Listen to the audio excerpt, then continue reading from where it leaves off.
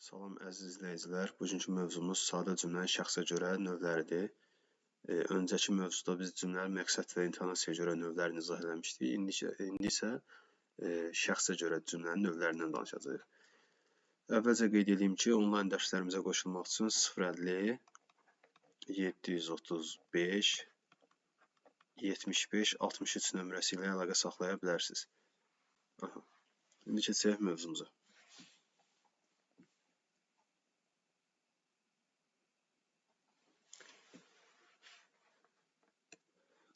Sadə cümlənin şəxsə görə növ dedikdə, əvvəlcə biz bilməliyik ki,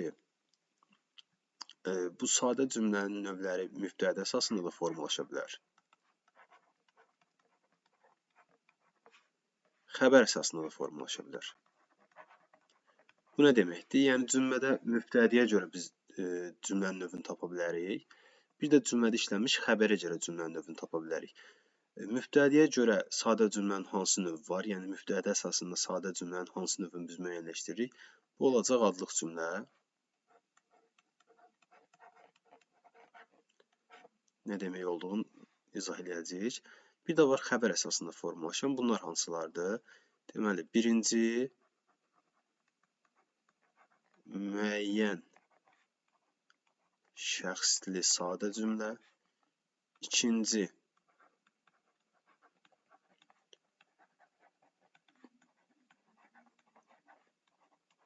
qeyri-müəyyən şəxsli sadə cümlə. Üçüncü ümumi şəxsli.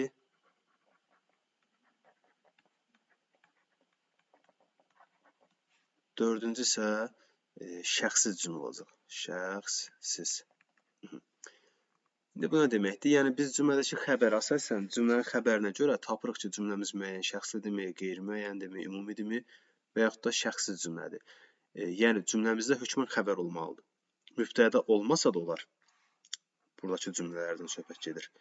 Mübtədə olmasa da olar, ancaq cümlədə hökmən xəbər olmalıdır ki, biz xəbər əsasında cümlənin növünü tapaq. Deməli, bunlar xəbər əsasında formalaşan cümlə oldu. Adlıq cümlədə isə artıq xəbər olmayacaq. Yəni, mübtədə əsasında formalaşacaq cümlə. Xəbəri olmayan cümlələrə adlıq cümlə deyəcəyik ki, indi burada xəbəri buraxılan cümlə ilə xəbər olmayan cümlə fərqli şeylərdir. Onları izah edəcəyik. Əvvəlcə başlayaq sadə cümlənin xəbər əsasında formalaşan növləri ilə. Müəyyən şəxsli sadə cümlə. Müəyyən şəxsli. Müəyyən şəxsli sadə cümlə biz əvvəlcə bilməliyik ki, müəyyən şəxsli dedikdə bu demək deyil ki, həmişə mübtədəsi olar. Mübtədə ola da bilər, olmaya da bilər. Sadəcə, ən azından biz mübtədəni düşünməliyik, yəni bərpa etməyi bacarmalıyıq. Belə deyək də, mən bayaqdan səni gözləyirəm.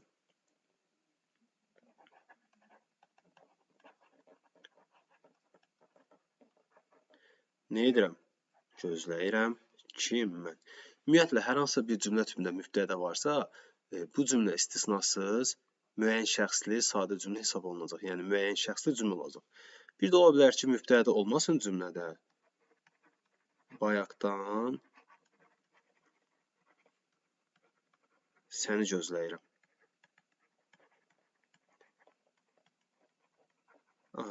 Mübtədə olmaya da bilər. Sadəcə, xəbər əsasında biz rahatlıqla mübtədəni bərpa edə biliriksə, yəni gözləyirəm kim?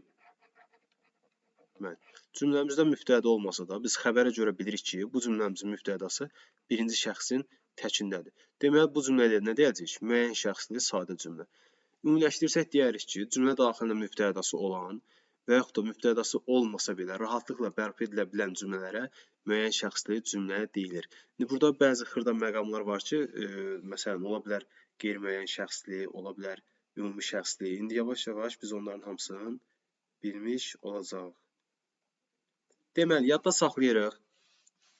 Yenə deyirəm, cümlədə mübtədə varsa, istisnasız.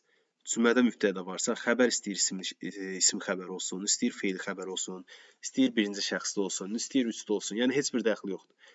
Cümlədə mübtədə varsa, bitdi. Biz götürürük müəyyən şəxsli cümlə. Bir də ola bilər ki, cümlədə mübtədə olmasın. Və xəbərimiz birinci şəxsin təki, cəmi, ikinci şəxsin təki, cəmi, üçüncü şəxsin təkində olarsa, bunlar da müəyyən şəxsli cümlə hesab olunacaq. İndi bəzən ikinci şəxsin təkində və ümumiyyətlə ikinci şəxsin təkində istisna bir məqam var. Müəyyən şəxsli cümlə yox, ümumi şəxsli ola bilər. Ona biz baxacağıq. Amma ümumi olaraq deyə bilərik ki, əgər cümləmizin daxilində mübtədə yoxdursa, ancaq biz mübtədanı düşünərkən o birinci şəxsin təkində və yaxud da cəmində olur, ikinci şəxsin təkində və yaxud da cəmində, üçüncü şəxsin təkində olarsa, bunlar da müəyyən şəxsli cümlə hesab olunmuş olur. Məsələn, deyək ki, bizi gördü.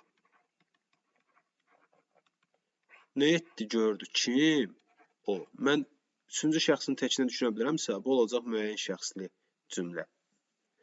Sonra deyirəm ki, hamını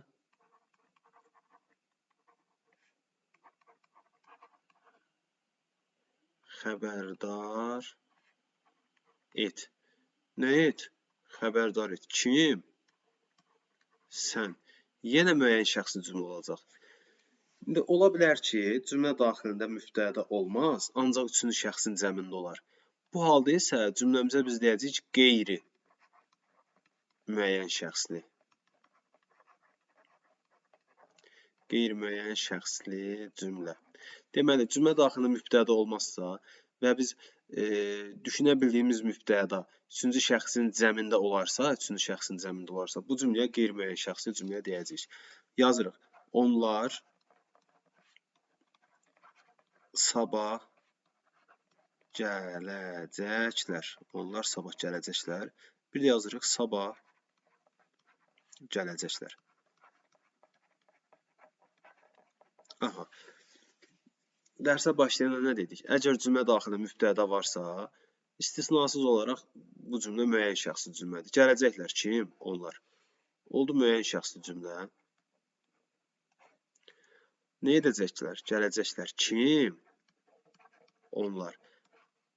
Əgər bu kim sualına cavab verən söz, yəni mübtədamız cümlənin daxilində yoxdursa və mən bu mübtədanı özümdən düşünürəm, düşündüyüm mübtəda da üçüncü şəxsin cəmində olursa, bu olur qeyri-müəyyən şəxsli. Qeyri-müəyyən şəxsli. Deməli, nəticə çıxarırıq ki, qeyri-müəyyən şəxsli cümlənin xəbəri yalnız üçüncü şəxsin cəmində olur. Yəni, digər şəxslərdə ola bilməz. Qeyri-müəyyən şəxsli cümlənin xəbəri yalnız üçüncü şəxsin cəmində olur. Lakin xəbəri üçüncü şəxsin cəmində olan bütün cümlələrə biz qeyri-müəyyən şəxsli cümlə deyə bilmərik. Niyə? Çünki mübtəda cümlə daxilində ola bilər. Əgər mübtəda cümlə daxilində olarsa, bu cümlə sadə cümlənin müəyyən şəxsli növünə aid olacaq. Aha, bu da bizim qeyri-müəyyən şəxsli cümləmiz. Sonra ümumi şəxsli cümlə var. Ümumi şəxsli. Ümumi şəxsli cümlə. Artıq ümumi şəxsli cümlənin xəbəri ikinci şəxsin təkində də ola bilər. Üçüncü şəxsin cəmində də ola bilər. Burada bir qədər biz diqqətli olmalıyıq. Yəni, qrammatikadan əlavə, belə deyək, cümlənin ifadə etdiyi mənəyə də fikir vermək lazımdır. Cümlənin deməli adı nə oldu? Ümumi şəxsli cümlə. Bu cümlədəki xəbərlər konkret olaraq ikinci şəxsin təkində olsa da, üçüncü şəxsin cəmində olsa da, bir nəfərə, üç nəfərə, beş nəfərə yox, ümumi topluma aid edilən cümlələrdir. Yəni, bu cümlələr ümumi olaraq hamıya aid edilən cümlələrdir. Buna görə də deyirik ki, ümumi şəxsli cümlələr adətən atalar sözləri ilə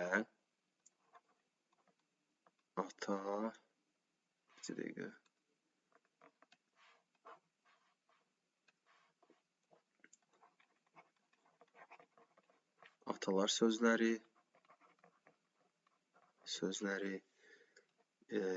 hikmətli fikirlər,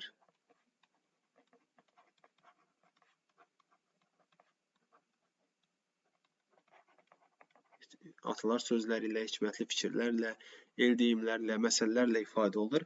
Ancaq bu o demək deyil ki, bu tipli cümlələrin hamısı ümumi şəxslidir. Çünki yenə deyirik, cümlə daxilində mübtəda ola bilər. Məsələn,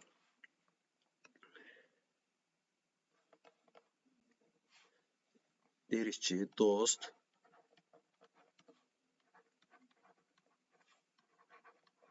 dar cümlə tanınar. Dost dar cümlə tanınar.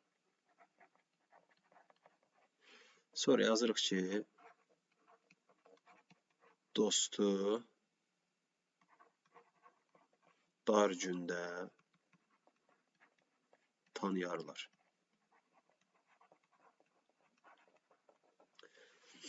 Adətən bu atalar sözü, hikmətli fikirlər çaşdırıcı ola bilir və harda atalar sözü görürüksə gedib deyir ki, ümumi şəxsi cümlədir. Bu yanlış fikirdir.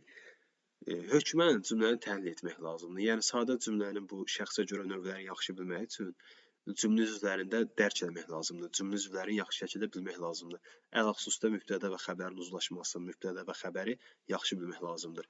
Təhlil eləsək biz nə edər? Tanınar. Kim? Dost. Bu bizə bəs elədir. Artıq cümlə daxilində mübtəda varsa, cümləmizin növü nə olur? Müəyyən şəxsi cümlə. Baxaq, nə edərlər? Tanıyarlar. Kimi tanıyarlar? Dostu. Tanıyarlar. Kim? Kimlər? Onlar. Onlar. Aha. İndi burada məsələ nədən ibarətdir? Biz dedik ki, birincisi, ümumi şəxsli cümlənin xəbəri ikinci şəxsin təkində və üçüncü şəxsin cəmində olar. Burada qeyd eləmişik. Birinci cümlədə isə görürük ki, həm cümlə daxilində mübtəda var, həm də xəbərimiz üçüncü şəxsin təkindədir. Yəni, ikinci şəxsin təki və yaxud üçüncü cəmində deyil. Bu birinci məsələ. Üzr istəyirəm. İkinci məsələyə biz fikir versək,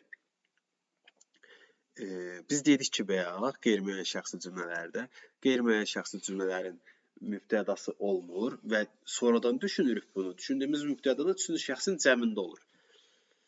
Baxırıq ki, ümumi şəxsi cümlədə bu hal ola bilər. Bəs nə cür fərqləndirək? Əlavə bir cümlədə yazaq. Deyirəm ki, qapını döyürlər. Əslində, cümlə tipinin adı bizə çox şey deyir.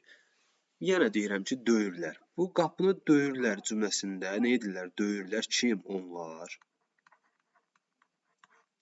Bu onlar konkret kimdirsə 3-5 nəfərdən söhbət gedə bilər və yaxud da bir nəfərdə mən şəxsi bilmədiyim üçün deyirəm ki, qapını kimsə döyür də, yəni qapını döyürlər. Konkret olaraq kiməsə aiddir bu. Topluma aid deyil. Amma dostu dar gündə tanıyarlar. Dostu dar gündə tanıyarlar. Bu bir-iki nəfərə mi deyilmiş fikirdir, yoxsa ümumi olaraq hamıya aid edilən bir fikirdir? Hamıya aiddir təbii ki. Cümləmizin adı nə idi? Növünün adı nə idi? Ümumi şəxsli cümlə. Ümumi olaraq hamıya aid edilirsə, artıq biz bu cümləyə nə deyəcəyik? Ümumi şəxsli cümlə. Yetər ki, cümlənin xəbəri ikinci şəxsin təkində və yaxud da üçüncü şəxsin cəmində olsun və cümlə daxilində mübtəda olmasın. Əlavə olaraq, məsələn, deyirik ki, cücəni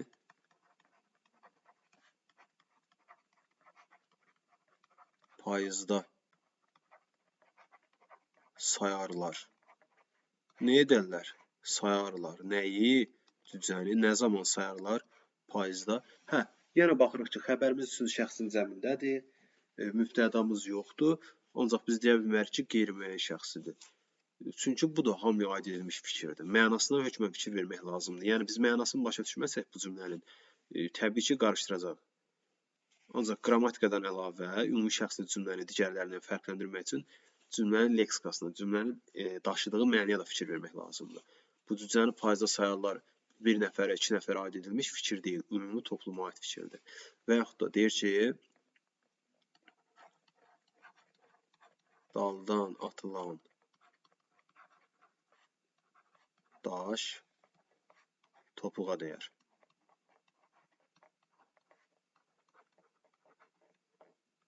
Dəyər. Nə edər? Dəyər. Nə? Daş. Baxırıq, cümlə daxilində mübtədamız var. Xəbərimiz neçənci şəxsdə olur olsun, neçənci şəxsin təki və yaxud da cəm olur, dəxli yoxdur. Biz deyirik ki, mübtədamız varsa, cümləmiz nə oldu? Müəyyən şəxsli cümlə.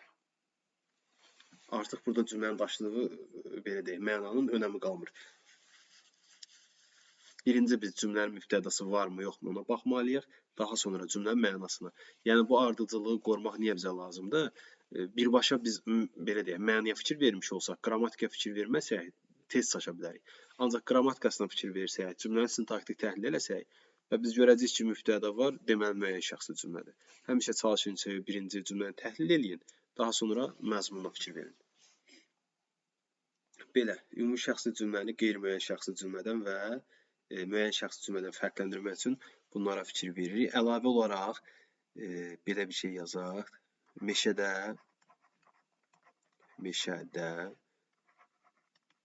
cürbəcür heyvanlara rast gəlirsən.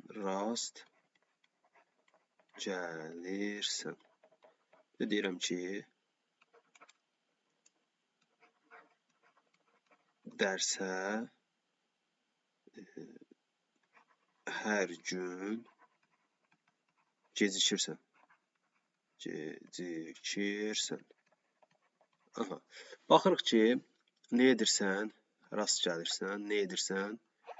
Gecikirsən. Hər iki cümləmizin xəbəri ikinci şəxsin təkindədir. Yalnız cümlələrdən biri müəyyən şəxsli, biri isə ümumi şəxsli cümlə olacaq. Burada da bayaq dediyimiz məsələ, meşədə cürbəcür heyvanlara rast gəlirsən dedikdə, biz konkret olaraq dialoqda olduğumuz insan, yəni birbaşa danışdığımız insana aid eləmirik bunu. Kimləsə danışırıqsa, biz tək ona aid eləmirik də, sən meşədə cürbəcür heyvanlara rast gəlirsən. Birinci cümlənin mənası odur ki, meşədə hər kəs, hamı cürbəcür heyvanlar görə bilər. Cümləmizin mübtədası sən deyə düşünülsə belə, bu cümləmiz olacaq nə? Ümumi şəxsli cümlə. Çünki yenə deyirəm, fikir hamıya aiddir. Konkret mənim danışdığım şəxsə, o ikinci şəxsin özünə tək olaraq ona aid deyil. Ümumi hamıya aiddir. Bir də deyirəm ki, gecikirsən. Sən gecikirsən. Burada isə konkret mən hər hansısa bir şagird nəzərdə tuturam. Bir nəfər, o ikinci şəxs kimdirsə, Əli, Əhməd, Vəli, mən onu nəzərdə tuturam. Amma yuxarıdakı cümlədə isə görürük ki, danışdığımız şəxsə yox, ümumi olaraq əslində məna baxımından, ümumi olaraq hər bir şəxsə aid edilən fikirdir. İkinci şəxsi də bu cür fərqləndirmək olar.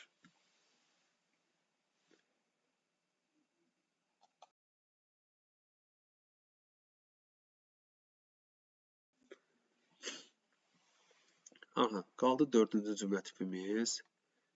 Şəxsiz cümlə. Gəlin dəyişək.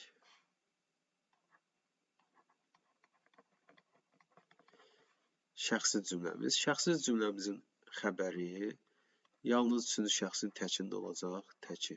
Üçüncü şəxsin təki. İsmi xəbəri də ola bilər.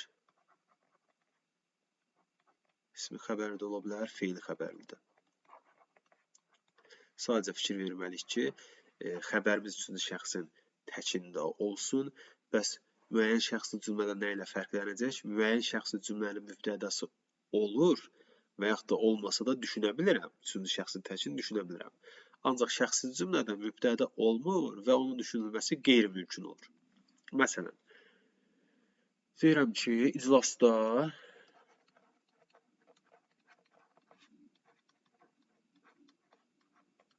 tapşırıqlara əməl edildi. Nə edildi? Əməl edildi. Nəyə? Tapşırıqlara. Nədə əməl edildi? İclasda. İndi biz bura mübtəda düşünə bilmərik. Ümumiyyətcə, özümüzdən mübtəda əlavə edə bilmərik. Ona görə də deyirik ki, bu cümlə şəxsiz cümlədir. İclasda tapşırıqlara kim əməl edildi, nə əməl edildi deyə bilmirik. Və buna görə də cümləmiz olur şəxsiz cümlə. Ancaq deyirəm ki, iclası tez təxirə saldı. Nə etdi? Təxirə saldı. Nəyi təxirə saldı? İclası. Kim iclası təxirə saldı? O. Artıq görürük ki, biz üçüncü şəxsin mübtədasını düşünə bilirik və bu cümləmizin növü nə olacaq? Müəyyən şəxsli cümlə. Deməli, üçüncü şəxsin təkindədirsə əgər xəbərimiz, özümüzdən mübtəda düşünə biliriksə, bu olur müəyyən şəxsli, yox, mübtəda düşünə bilmiriksə, bu olur şəxsiz cümlə. Əməl edildi feili xəbərli bir cümləmiz oldu. İsmi xəbərli bir cümlədə yazaq. Deyirəm ki,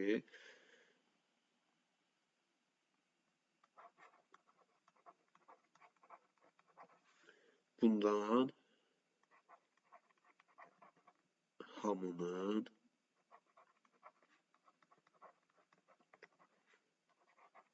xoşu gəlir. Bir belə yazaq. Bir də yazaq ki, ilin ən isti vaxtıdır. İlin ən isti vaxtıdır. Birinci cümləmiz nə edir? Hamının xoşu gəlir. Frazoloji birləşmə ilə ifadə olmuş xəbərimiz, yəni feili xəbərli cümləmiz nədən? Bundan. İndi biz cümləmizin əvvəlinə hər hansı bir mübtədə düşünə bilmərik. Eləcə də ikinci cümləyə baxsaq, ilin vaxtı.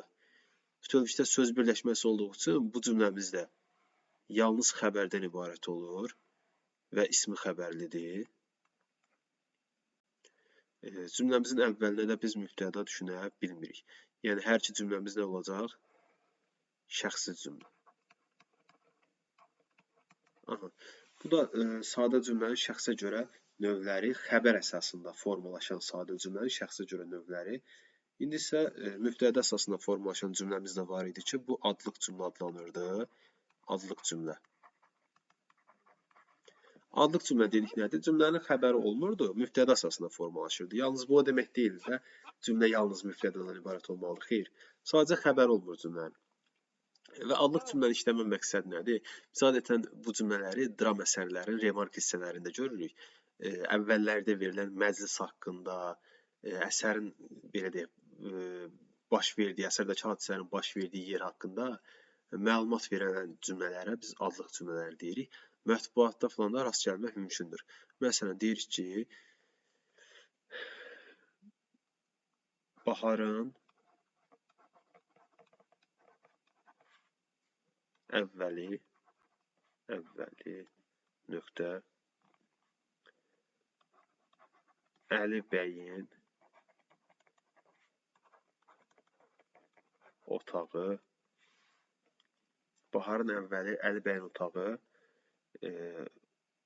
sakitlik,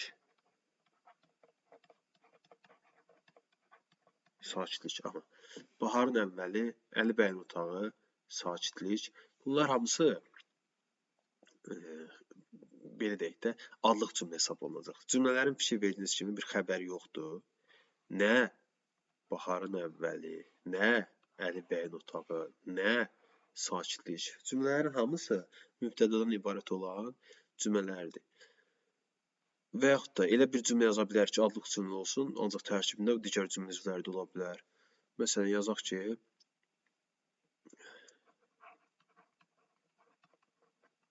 dostum Əlinin evi soyuq bir qış günü. Artıq bu cümlələrlə mən hadisələrin nə zaman baş verdiyini, harada baş verdiyini belə deyək, aydınlatmış oluram. Baxaq, nə Əlinin evi mübtədamız, hansı Əlinin evi? Dostum Əlinin evi. Gördük ki, həqiqətən də cümləmizdə ikinci dərəcəli üzv də çıxış etmiş oldu. Yəni bizə desə ki, adlıq cümlə yalnız mübtədadan ibarət olan cümlələrdir. Xeyr, sadəcə cümlələrin xəbər olmamalıdır. Əlavə olaraq söz cümlələri var. Onları da deyək, dərsi yekunlaşdıraq. Söz cümlə. Söz cümlə digər cümlələrin əksinə olaraq, yəni mübtəda və xəbər əsasında formalaşan cümlələrin əksinə olaraq, tərkibində hər hansısa bir cümlə üzvü olmayan cümlələrə deyirik ki, söz cümlələr nələrlə ifadə olunur? Yəni, söz cümlələrin tərkibində nə ola bilər? Ədatlar, modal sözlər,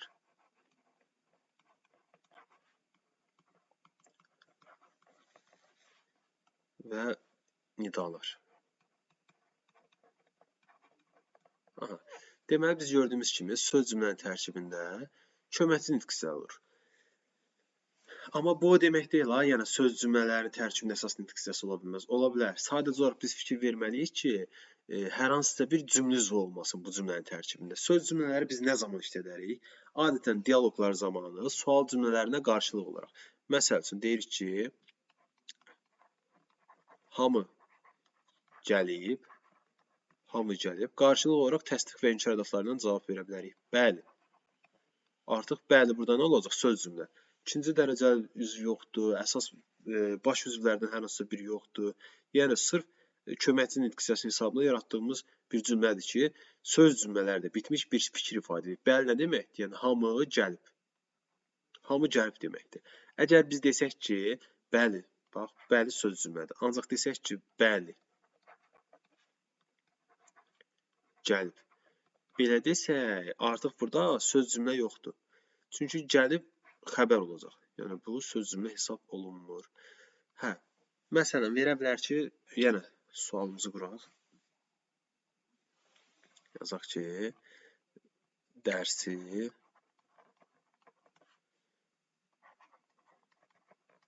başa düşdüm.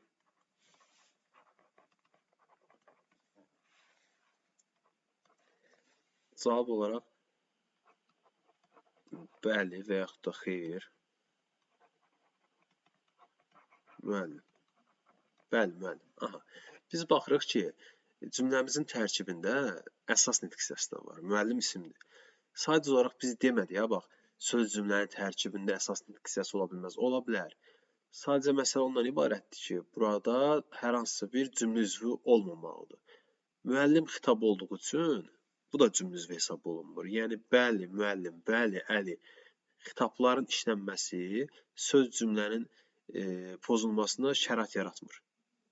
Yəni xitablar da söz cümlənin tərkibində ola bilər. Belə. Hə, bəs bütün sual cümlələrinə söz cümlə ilə cavab vermək olarmı? Xeyr. Təbii ki, sual əvəzlikləri də bir cümlə qurulubsa, biz o əvəzliyin cavabını verməliyik. Tabii biz ona bəli, xeyr deyə bilmərik. Məsələn, deyirəm ki, sən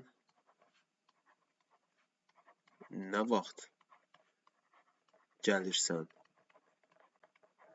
Sən nə vaxt gələrsən? İndi biz bura durub hər hansısa bir təsdiq inkar ədatı ilə bəli, xeyr deyə bilmərik və yaxud da modal sözünə sözsüz ki, doğrudur deyə bilmərik.